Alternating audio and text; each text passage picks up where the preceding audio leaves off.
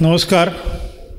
महाराष्ट्र पक्षीमित्र संघटना आणि सांगलीची बर्ड सॉन्ग या दोन्ही संघटनांचे इथं उपस्थित असलेले सर्व प्रतिनिधी आणि उपस्थित अनेक माझे मित्र पण दिसत आहेत आणि सर्व पक्षीमित्रांनो, आपण सर्व पक्षीमित्र आहोत. पक्षी अभ्यासक त्यातले काही आहेत, पक्षी निरीक्षक आहेत, पक्षी संशोधक आहेत, पक्षी फोटोग्राफर आहेत. पण शेवटी सर्वांचा हेतू एकच आहे की पक्ष्यांवर प्रेम करा आणि पक्ष्यांचे संख्या वाढवा, त्यांची विविधता वाढवा, ती जोपासा. आत्ता आपण भागवत डॉक्टर सरांचं पक्ष्यांच्या चोचीबद्दलचं व्याख्यान छान ऐकलं. आपण नेहमी शिकत आलो आहे की जो चोच देतो तो चारा देतो, जो चोच देतो तो चारा देतो, हे लहानपणापासून आपल्या मनावर असं सारखं ठसवलेलं आहे. पण प्रत्यक्षात उलटं आहे. जसा चारा असतो तशी चोच असते, जसा चारा असतो तशी चोच असते. हे तुम्हाला पटते का बघा, नाहीतर आपण डार्विनला विचारूया. डार्विन आपल्याला बरोबर सांगेल, कारण तो सांगणारा जगातला पहिला माणूस तो होता की जसा चारा आहे तशी चोच आहे. आणि ते त्याला सुचलं कुठं? ते त्याला सुचलं त्या अशा एका अज्ञात निर्जन अशा बेटांवर. निर्जन म्हणजे शब्दशः निर्जन. आणि ती बेटं अशी होती की ती बेटं माणसालाच नव्हे तर पक्ष्यांना आणि प्राण्यांनासुद्धा त्यांचा पत्ता नव्हता. माझी एक हौस आहे पूर्वीपासूनची की असं कुठेतरी वेगळ्या ठिकाणी जायचं, त्यात पक्ष्यांचं प्रेम. म्हणजे माझी सुरुवातच ईगल नेस्टपासून केली. रमण अत्रेनं ज्यावेळी तिथं बुगुन लो चिखला ज्यावेळी रेकॉर्ड झालं त्यानंतर पाठोपाठ मी तिथं पोचलो होतो. आणि मग माया पाठोपाठ काही IFS लोक आले, त्यातल्या एकानं मध्येच किडनॅप केलं होतं वगैरे. ती स्टोरी माझ्याबरोबर झालेली आहे. ती मुद्दा हा की साधारण बरेच दिवस आपण काशीस जावे नित्य वदावे असं म्हणतो, तसं बरेच वर्ष माझं चाललं होतं की गॅलापगॉस बेटांवर जावं. आणि त्या बेटांवर ज्यावेळी मी गेलो, छान योग आला. सांगलीचे सुहास गुर्जर म्हणून आहेत, आता कोकणात आहेत सध्या मुक्काम त्यांचा. ॲस्ट्रोफिजिक्समधलाही चांगला माणूस आहे तो मोठा, आणि तो मित्र माझा. त्याचा मुलगा तो पेरूमध्ये असतो आणि त्याच्यामुळे तो योग आला आमचा. आणि मी लगेच लीड घेऊन ते म्हटलं जाऊया सगळं. बरंच जणांनाही विचारलं तुम्ही त्यावेळेला. आणि ही जी बेटं दिसत आहेत तुम्हाला, त्या बेटांच्याबद्दल आणि त्या बेटांचं जे महत्त्व आहे आणि ते ज्यानं महत्त्व हुडकून काढलं अशाबद्दल आपण एक 10-20 मिनटं बोलूया. आणि त्याच्यावर माझी पुस्तकं पण आहेत. म्हणजे 4 पुस्तकं माझी त्या दौऱ्यावर आहेत. राजहंसची प्रकाशन ती फार सुंदर काढली आहेत आणि त्यातल्या 4ही पुस्तकांना वेगवेगळे पुरस्कार मिळालेत. त्यातल्या गॅलापगॉसच्या कासवाचं बेट म्हणून जे पुस्तक आहे त्याला तर राज्य शासनाचा पर्यावरण विषयक विज्ञान पुरस्कार त्याला मिळालेला 1 लाख रुपयाचा त्यावेळेला. तर विषयाला सुरुवात करूया, जास्त वेळ नको घालवायला. चार्ल्स डार्विनची थेअरीची इव्होल्युशन म्हणजे उत्क्रांतीची जी थेअरी आहे ती आणि गॅलापगॉसची बेटं. नेक्स्ट, तर ही the island that change the world. Next, हे जे कासव होतं ना, ते कासवचा स्पॅनिश शब्द म्हणजे गॅलापगॉस आहे. महाकासव म्हणतात त्याला, त्याच्यावरून ते शब्द आलं गॅलापगॉस. त्याचं नाव वेगळं आहे मुळातलं. आणि त्याच्या पाठोपाठ the man that change the world, तो म्हणजे अर्थात चार्ल्स डार्विन. नेक्स्ट, हे असं का होतं ह्याचं थोडक्यात आपण उहापोह करूया. आता ही जी बेटं आहेत ना, त्या बेटांचं उत्क्रांतीच्या सिद्धांताच्या दृष्टीनं महत्त्व तर अनन्यसाधारण आहेच, पण बेटाची स्वतःचं जी उत्क्रांती झाली आहे, त्यांचा जन्म झाला आहे, ते पण वेगळेपण आहे. आणि ते किंबहुना त्यामुळंच ते आहे. गॅलापगॉस बेटं जी आहेत त्या बेटं आणि फिंचेस ऑफ डार्विन किंवा डार्विनचे फिंचेस, खरं तर ती फिंच फॅमिली आत्तापर्यंत म्हणलं जात होतं मध्ये, पण ज्यावेळी जीन आणि गुणसूत्र वगैरे सगळी यायला लागली त्यावेळी ते लक्षात आलं की त्याची फॅमिली वेगळी आहे. ती फिंच फॅमिलीतली नसली तरी टॅनेजर नावाची जी फॅमिली आहे ते टॅनेजर फॅमिलीतली सगळे पक्षी आहेत. नेक्स्ट, कुठं आहेत ती गॅलापगॉस बेटं? दक्षिण अमेरिकेचा जो पश्चिम किनारा आहे त्या पश्चिम किनाऱ्यापासून 1000 किलोमीटर पॅसिफिकमध्ये प्रशांत महासागरात आहेत. एक मोठ्या 7-8 बेटं, मध्यम आकाराची 5-6 बेटं आणि छोटी छोटी आयलेट्स जी आपण म्हणतो आयलंडपेक्षा तशी एक 5-50 बेटं, असा तो समूह आहे. नेक्स्ट, इक्वेडोर नावाच्या देशाच्या अखत्यारीत येतात. पूर्वी ती अर्थातच स्पेनकडे होती, त्यामुळे त्यांची नावं कोलंबस बेटा अशी नावं त्यांनी ऑफिशियल दिलेलं आहे. पण इक्वेडॉरचे महत्त्व काही मी जास्त सांगत नाही. नेक्स्ट, समुद्र सपाटीपासून सर्वात उंच असणारा पर्वत जसा माउंट एव्हरेस्ट आहे, तसं समुद्राच्या किंवा पृथ्वीच्या केंद्रापासून सर्वात उंच असणारा पर्वत कुठला आहे तर तो एव्हरेस्ट नाही आहे, तो चिंबोराशी म्हणून पर्वत आहे. तो पर्वत मात्र इक्वेडॉरमध्ये आहे. म्हणजे का मी सांगतो तुम्हाला की हौशी खगोलशास्त्रज्ञ जे असतील त्यांची सर्वात सुंदर निरीक्षणाची जागा म्हणजे तो आहे. तर ते इक्वेडॉर आणि त्याचा हा कोलंबस द्वीपसमूह. नेक्स्ट, एरिया वगैरे सगळं तुम्हाला कुठेही मिळेल, त्यामुळे फार जात नाही मी. नेक्स्ट, त्याची फक्त टाईमलाईन बघून घ्या. साधारण 1535 सालात उत्तर अमेरिकेतनं पनामाकडे जाणारं एक जहाज भरकटलं आणि वादळ वाऱ्यामुळं ते त्या बेटांना लागलं आणि तिथं त्यावेळी पहिला माणूस तिथं उतरला, पनामाचा स्पॅनिश धर्मगुरू. आणि त्यावेळी ते नकाशावर पहिल्यांदा आलं 1532 साली. हे फार जुनं नाही. त्यानंतर हळूहळू करत करत ऑफिशियली तिथं राहणं म्हणजे तो चुकून गेला होता. राहायला म्हणून वस्ती करायला माणूस कधी आला तर तो 1807 साली. 1807 साली आणि 1835 साली तिथं पाठोपाठ एक 20 वर्षामध्ये चार्ल्स डार्विनचं HMS बिगल हे जहाज पोचलं. ते जहाज त्यावेळी ते जहाज त्यावेळी जगाचा 80-90% प्रवास करून तिथं आलं होतं. म्हणजे 5 वर्षाच्या प्रवासातली 4 वर्ष त्या डार्विनची त्यावेळी संपली होती समुद्र प्रवासाची. 4 वर्षातली त्याची बरीचशी ऑब्झर्वेशन्स आणि त्याची बरीचशी लाखो स्पेसिमेन जी होती ती सगळी दुसऱ्या जहाजातनं इंग्लंडमध्ये रॉयल हिस्ट्री सोसायटीमध्ये पोचलेली होती. त्यांचा अभ्यास तिथं चालू झालेला होता. आता त्याच्याला फक्त गॅलापगोसची बेटं करून तो पुन्हा इंग्लंडला जाणार होता. असं तो काळ.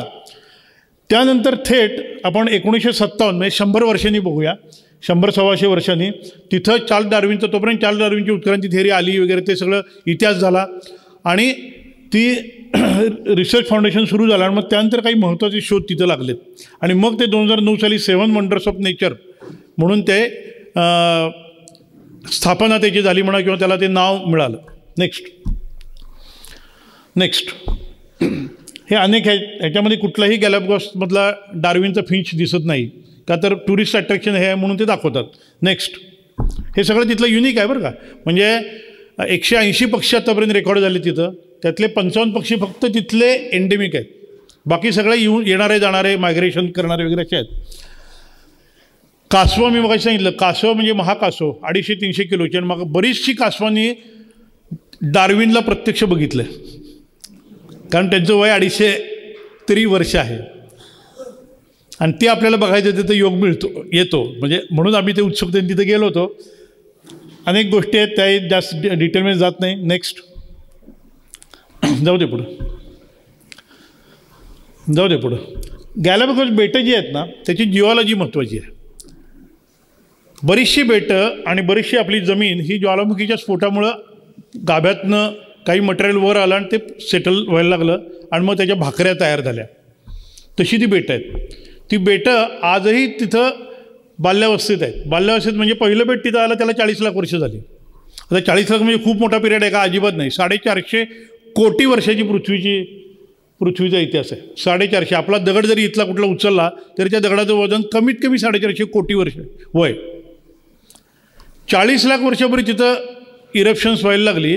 आजही तिथं होत आहेत. आम्ही गेलो त्यावेळी इसाबेला बेटातलं एक हे त्यांनी बंदच केलं होतं का तर आमच्यासमोर एक 40 किलोमीटर अंतरावर ज्वालामुखी फुटलेला होता आणि दिवसा जास्त दूर दिसत होता पण रात्री मात्र त्याच्या लख्ख ज्वाला दिसायच्या आम्हाला. आता गंमत अशी झाली की ती ही बेटं आपल्याकडे अंदमानला आहेच की, अजूनही 1-2 ज्वालामुखी आहेत, इंडोनेशियात आहेत, सगळं आहे. पण ती सगळा एरिया हा जवळपास हॅबिटॅट असलेल्या एरियानं कव्हर केलेला आहे म्हणा किंवा त्याच्या सराउंडिंग सगळ्यामध्ये आहेत. गॅलापगोस बेटाचं वैशिष्ट्य आहे की जरी 40 लाख वर्षापूर्वीपासून ती बेटं तयार व्हायला लागली तरी तिथं आसपास काहीही नसल्यामुळं ती बेटं स्वतः यायची, तयार व्हायची. जसजसं ऊन पाऊस वारा तिथं पण आहे त्यामुळे त्यांची झीज व्हायची. मग ज्वालामुखीचा क्रेटर तेवढा राहायचा आणि बाकी सगळं त्याचं ढासळायला लागायचं. आणि ही प्लेट जी आहे नासकाची प्लेट की ज्या प्लेटवर ही भूकंप होत आहेत किंवा ज्वालामुखीचे स्फोट होत आहेत ते हळूहळू पूर्वेकडे सरकते, अँडीजकडं. 2.5 ते 5 इंच वर्षाला यानं ती सरकत आहेत. त्यामुळे ती जी बेटं जर का तुम्ही विमानातनं तरी पाहिलं, मी पण काढलेत फोटो विमानातनं त्याचे, तर तुम्हाला यंग आयलंड जी आहेत ती पश्चिमेला दिसतात आणि जी जुनी झालेली आहेत म्हणजे 40 लाख वर्षापूर्वीची जी आयलंड आहेत ती थोडीशी अशी गोलाकार आकाराची सपाट अशी आहेत. तुम्ही म्हणाल आता ह्याच्यात आणि वेगळं काय आहे, तर या बेटांवर साधी मुंगी आणि उंदीर हे सुद्धा माणूस गेल्यानंतर आलेले आहेत.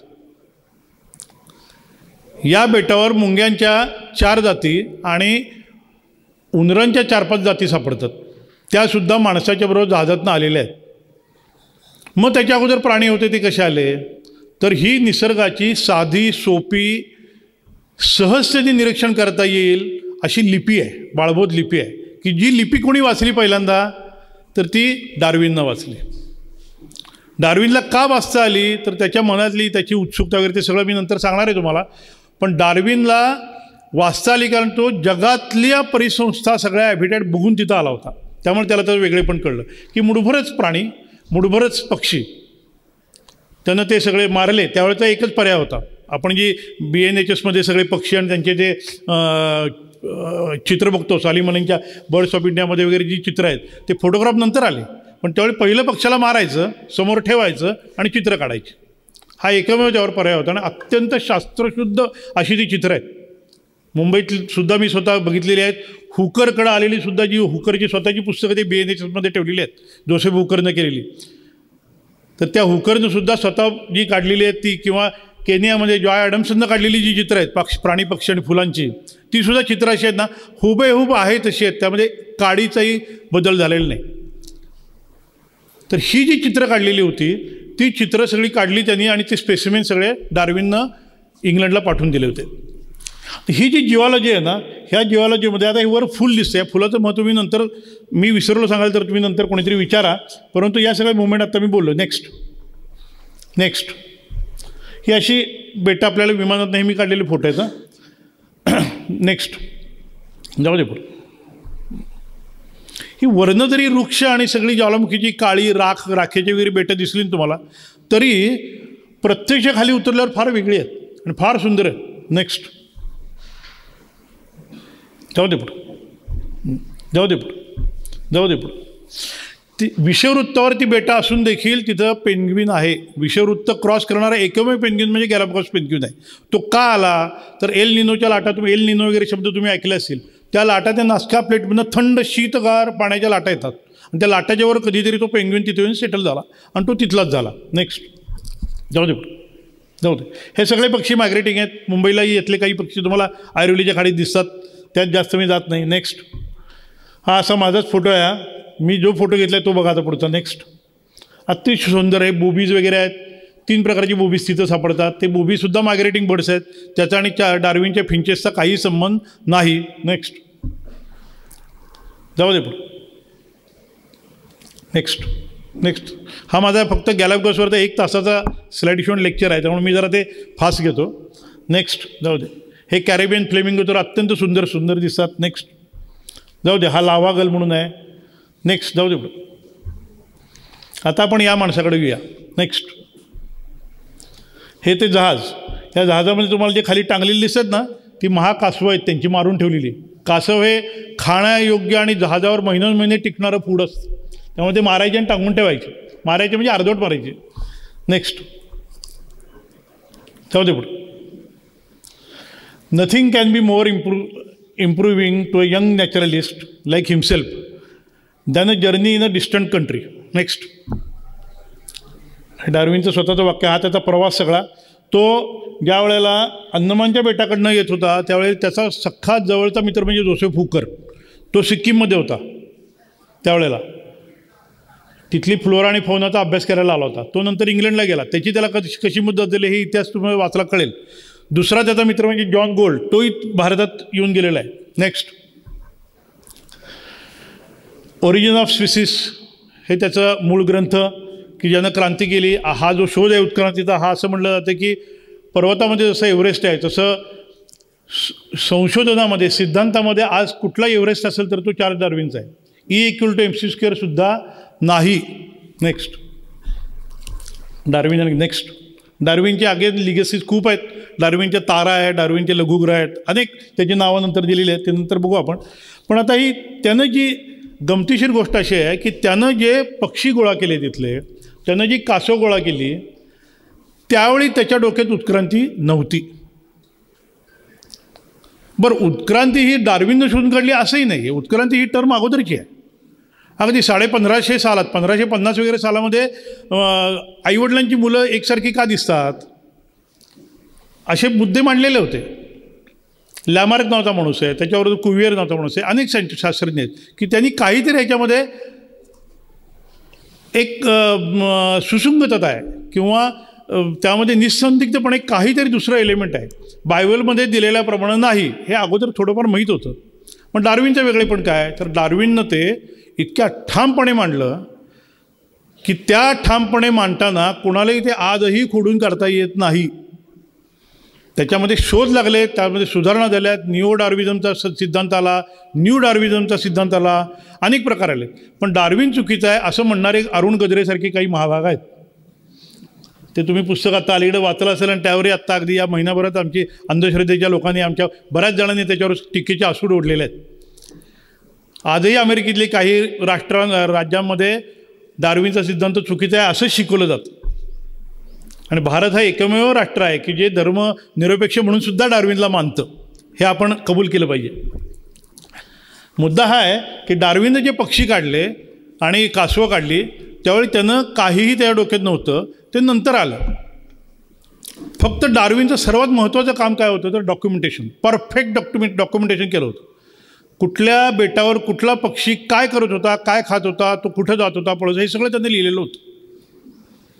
दुसरं महत्त्वाचं म्हणजे त्याच्या आसपासची लोकं जी होती, म्हणजे तिथल्या मला वाटते फ्लोरियन आयलंडवर त्याचं जहाज पहिल्यांदा आलं, कारण तिथं गोड्या पाण्याचा साठा खूप आहे म्हणून त्या बेटावर पहिली जहाजं लागतात. तर त्या जहाजावर त्यावेळेला खाली तो उतरल्यानंतर गॅलापगॉसच्या जो स्पॅनिश त्यावेळेचे धर्मगुरू हे इन्चार्ज असायचे. त्यामुळे धर्मगुरू ज्यावेळी होता तो बोलताना असं म्हणला की मी माझे डोळे मिटले आणि कासवाच्या पाठीवरून हात फिरवला तर कुठल्या बेटावरचं कासव आहे हे मी सांगू शकतो. कासवाच्या शिल्डवरनं ज्यावेळी हात फिरवला त्यावेळी कुठल्या बेटावरचं कासव आहे हे मी सांगू शकतो. हे डार्विनचं असिस्टंट त्यांनी लिहून ठेवलं होतं. दुसरं वाक्य तो असं म्हणला की मी डोळे मिटून मी तोंडानं कासवाचं मांस खाल्लं तर कुठल्या बेटावरच्या कासवाचं हे मांस आहे मला माहिती आहे. हे त्यांना नोट करून ठेवलं होतं. बघा, बाकी काय त्याचा संबंध नव्हता. आणि मग ज्यावेळी गॅलापगॉसवरनं सगळी ती फेरी आटपून पुन्हा त्या दक्षिण अमेरिकेला वळसा घालून त्याचं जहाज इंग्लंडला ज्यावेळी पोचलं 1837 साली, त्यावेळेला ती स्पेसिमेन नंतरची आणलेली स्पेसिमेन ही मिठामध्ये घालून बिलून ती द्यावी लागायची. तर ती रॉयल नॅचरल हिस्ट्री सोसायटीकडे दिली. त्यावेळी इंग्लंडमध्ये 2 संस्था अशा रायव्हलच होते. इकडं क्यू होती आणि इकडं रॉयल हिस्ट्री सोसायटी होती. क्यूचा इन्चार्ज होता जोसेफ हुकर आणि इकडं होता तो जॉन गोल्ड वगैरे बरीच लोक होती. इकडं रॉयल हिस्ट्री सोसायटी अत्यंत प्राचीन आणि समृद्ध अशी. तर तिकडं त्यांना पाठवल्यानंतर जॉन गोल्डनं 8व्या दिवशी डार्विनला बोलवलं आणि त्याला सांगितलं तू जे पक्षी आणलेत त्यातले 14 पक्षी जगाला नवीन आहेत. त्यातले 14 पक्ष्यांनी त्यांनी सगळे जाती आणल्या होत्या पण 14 पक्ष्यांच्या जाती या जगाला नवीन आहेत, त्याच्याबद्दल तू जरा जास्त सांग. आणि मग त्यानं सगळे ते त्याच्या डायऱ्या वह्या जे काय असेल ते आणलं. पुन्हा त्याचा जायचा प्लॅन होता पण ते सगळं काढलं. कासवांच्या त्या ढालीबिरी त्याचे आकार काढले आणि मग त्याला असं लक्षात आलं की all are having different shape of beaks. इथं चोचीचे महत्त्व येतं. Each bird is from different island. Each island evolved separately at a different time. म्हणजे जात वाढती, जातीचा नंबर वाढतो, जातीची संख्या नाही म्हणत मी, जातीतल्या पक्ष्यांची संख्या वाढती, प्राण्यांची संख्या वाढती आणि त्यांच्या ज्यावेळी ताटातूट होती, एका बेटावरनं दुसऱ्या बेटावर कुठल्याही निमित्तानं गेले असतील पक्षी, ते पुन्हा तिथे येऊ शकत नाही. एवढी अंतर लांब आहेत, 30 किलोमीटर 40 किलोमीटर छोटे पक्षी जाऊ शकत नाहीत. ही जी ताटातूट होती त्यामुळे त्यांचा आहार बदलला असेल हे त्याच्या डोक्यात पहिल्यांदा त्यावेळी आलं. आणि each island is having different ecology. कारण तिथं वेगवेगळ्या काळामध्ये वेगवेगळ्या ह्याच्यामध्ये ती ज्वालामुखीचे उद्रेक झाल्यामुळं प्रत्येकाचा तिथला दगडाचा प्रकार, त्यावर वाढलेल्या पक्ष्यांच्याच विष्ठेतनं येणारे वनस्पतींचे प्रकार, समुद्राच्या काठानं समुद्राच्या पाण्यातनं येणाऱ्या शैवाल म्हणजे ब्ल्यू ग्रीन आल्गीसारखे जे आल्गी येतात तो प्रकार, त्याच्यावर वाढणारे पुढचे, हे सगळ्याचे हे वेगळं असल्यामुळे इकॉलॉजी प्रत्येक बेटावरची वेगळी होती. काही याच्यावर फक्त निवडुंग असायचा, काही याच्यावर नुसती झुडपं असायची, काही याच्यावर काहीच नसायचं, साधं गवत असायचं, काही याच्यावर नुसती राख असायची. Each island is having different food and plants. Next. आणि त्यावेळी त्याच्या डोक्यात आलं की सगळी स्पेसिमेन, ऑल स्पेसिमेन वर handed over royal history society. ते झालं कॉल फ्रॉम जॉन गोल्ड वगैरे आहे. पण त्यानं ज्यावेळी अभ्यास सुरू केला तो अभ्यास असा आजच्यासारखा PhDचा अभ्यास नव्हता. 2-3 वर्षात PhD. त्याचा अभ्यास तब्बल 20 वर्ष चालला होता. 48 त्यानं 10 वर्षांनी त्यानं पहिल्यांदा नॅचरल हिस्ट्रीबद्दल एक निबंध लिहिला, पुस्तक लिहिलं नाही. त्याला ते कळून चुकलं होतं. त्यानं लॅमार्क वाचलेला होता. लॅमार्कच्या सिद्धांतातल्या पुढं आपण 10 पावलं जाणार आहोत हेही त्याला माहीत होतं, पण त्याचं धाडस नव्हतं. हा जो निश्चयाचा महामेरू व्यक्ती माणूस होता तो पूर्ण अभ्यासांती आपण प्रगट व्हावे हे समर्थांची उपमा त्यानं, समर्थांचा श्लोक त्यानं पाळायचं ठरवलं होतं. 1848 साली नॅचरल हिस्ट्रीवर एक निबंध लिहिला. जोसेफ हुकरशी चर्चा केली. तोपर्यंत जोसेफ हुकर भारतातनं तिकडे गेलेला होता. नेक्स्ट. आणि मग त्यानं कन्क्ल्युजन काढली. कन्क्ल्युजन काय काढली तर थोडक्यात अशी आहे की एकाच जातीच्या ठराविक संख्येपर्यंतची मर्यादित वाढ होती. त्यानंतर त्यांच्यात कॉम्पिटिशन होती आहारासाठी, मेटिंगसाठी, घरट्यासाठी. मग एन्व्हायरमेंटल चेंजेस, त्यामध्ये मायग्रेशन करावं लागतं त्यांना. मग तिथलं एन्व्हायरमेंटल चेंजेसशी त्यांना ॲडॅप्ट व्हावं लागतं. त्यामध्ये काही त्यांचे बाह्य बदल घडतात, बाह्य बदल मी म्हणतो आहे. त्यानंतर त्यांचे काही आसपासचा जो निसर्ग असतो ना तो निवडतो. निसर्गाची निवड हा शब्द त्यावेळी त्यांना पहिल्यांदा जाणवला.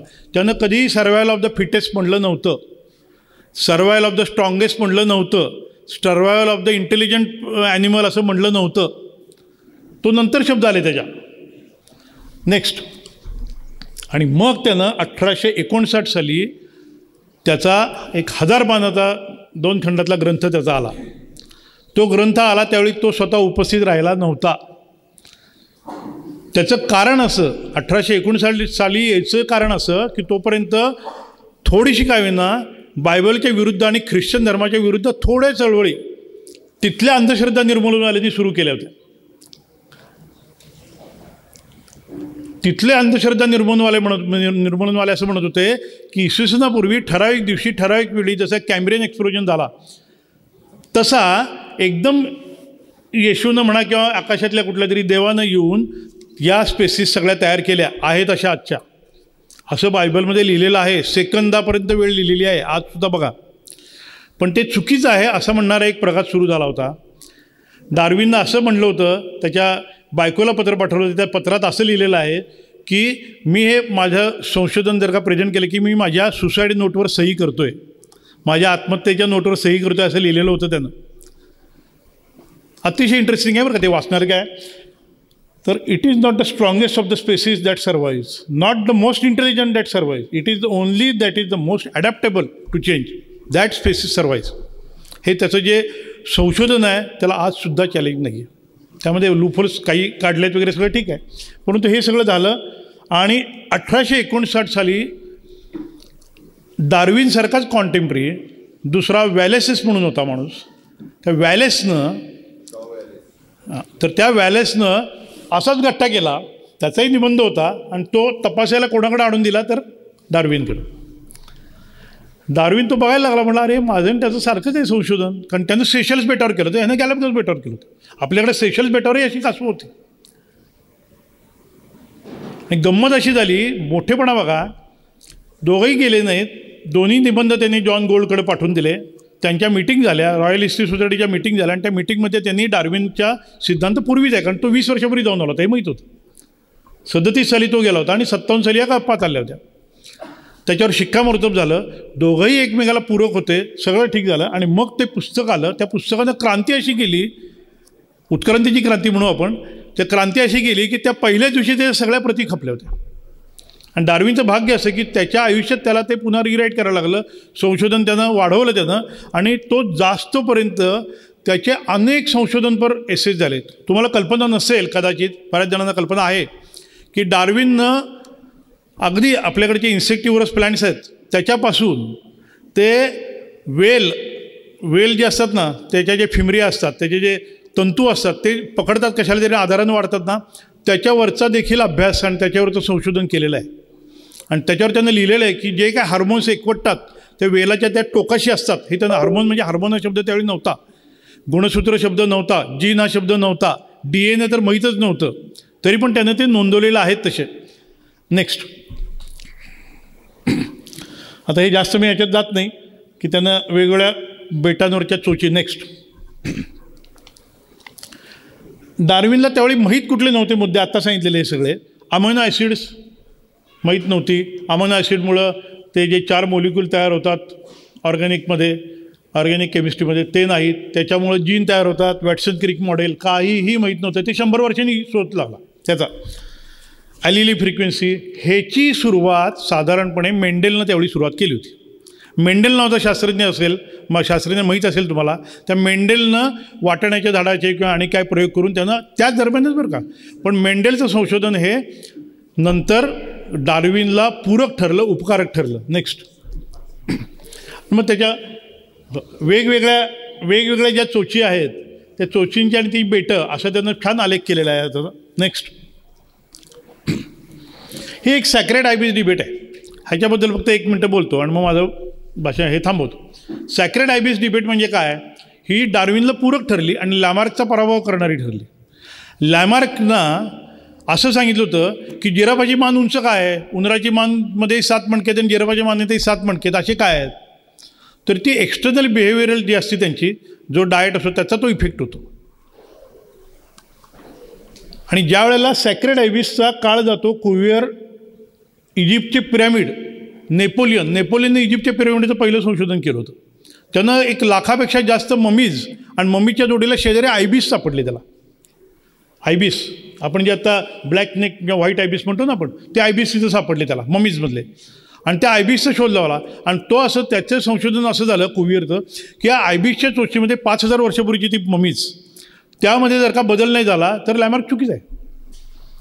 5000 वर्षापासून 1758 साली ते झालं, म्हणजे डार्विनच्या अगोदर 100 वर्ष. हा बदल चुकीचा आहे. आता जास्त त्यात डिटेलमध्ये जात नाही, पण ती डिबेट डार्विन नंतरही चालू राहिली पुढं आणि ती डार्विनला नंतर पूरक ठरली का तर लॅमार्कच्या त्यावेळी पराभव झाला होता आणि डार्विन सिद्ध झाला होता. नेक्स्ट. फार इंटरेस्टिंग आहे ते विषय, फक्त आता वेळ नाही. डार्विनच्या उत्क्रांती सिद्धांताला पूरक कुठले मुद्दे होते नंतरही आलेले आणि त्यावेळी आलेले, म्हणजे जीवाश्माचं वय कसं ठरवायचं हे नंतरच आहे. कार्बन डेटिंग, युरेनियम डेटिंग वगैरे, म्युटेशन, DNA, अमायनो ॲसिड्स आणि सर्वात महत्त्वाचं म्हणजे छोट्या प्राण्यापासून मोठ्या प्राण्यापर्यंत जर का त्यांची गर्भावस्थेतली जर का गर्भ आपण विचारात घेतला तर त्या स्टेप सारख्या आहेत. हे त्याचं त्यासाठी पूरक होतं ते. आणि वेस्टिजियल स्ट्रक्चर्स म्हणजे माझ्या पोटातलं टॉन्सिल, माझ्या घशातलं टॉन्सिल, पोटातलं अपेंडिक्स, हे सगळे वेस्टिजियल ऑर्गन आहेत ना, हे उत्क्रांतीला सिद्धांताला पूरक आहेत. काही लोक म्हणतात ते मारक आहेत, परंतु ते पूरक आहेत. नेक्स्ट. जाऊ द्या, आता हे सगळे फोटो मी तिथले काढलेले आहेत, त्यांचे तुम्ही फक्त हे बघा, म्हणजे काही कुठं बसलेले आहेत झाडात वगैरे. नेक्स्ट. जाऊ दे पुढं. आता कॅक्टसवर बसलेला आहे, तो कॅक्टसचं हे खाणार आहे चोच. जाऊ दे. नेक्स्ट. त्याच्यात फार जात नाही, परंतु त्याचा मुद्दा असा आहे, जाऊ दे पुढे, की जमीन जिथं आहे फक्त झाडं नाही तिथं वेगळंच काहीतरी सापडतं, इन्सेक्ट खाणं. नेक्स्ट. हे पण आता फ्लाइटलेस कॉर्बोनट हा काही डार्विनचा फिंच नाही आहे. नेक्स्ट. तर अशा अनेक गमती या पुस्तकामध्ये माझ्या आहेत. नुसते कासवांच्या तर गमती खूपच आहेत. आणि त्याचवेळी मी ॲमेझॉनमध्ये 10-15 दिवस काढून आलो मनू नॅशनल पार्कमध्ये. एका दिवसात 250 पक्ष्यांची नोंद झाली माझ्याकडे एका दिवसात. आणि वर्ल्डमधलं जास्त maximum record in a single day 24 hours हे मनू नॅशनल पार्कमधलं आहे. 1000 पक्षी.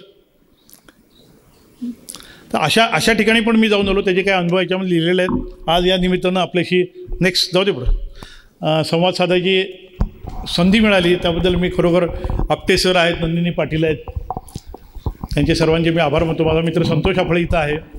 शंका जरूर तुम्ही विचारा, जेवढा वेळ असेल तेवढं इथं विचारू, नाहीतर आपण नंतर माझ्याकडे पुस्तक आहेत जी जण पाहिजे तेही सांगा. थँक्यू. शेवटचं वाक्य एक सांगतो. Next, we are just an advance breed of monkeys on a very small minor planet called earth of a very much average star. फार काही सूर्य फार मोठा स्टार आहे असं नाही आहे.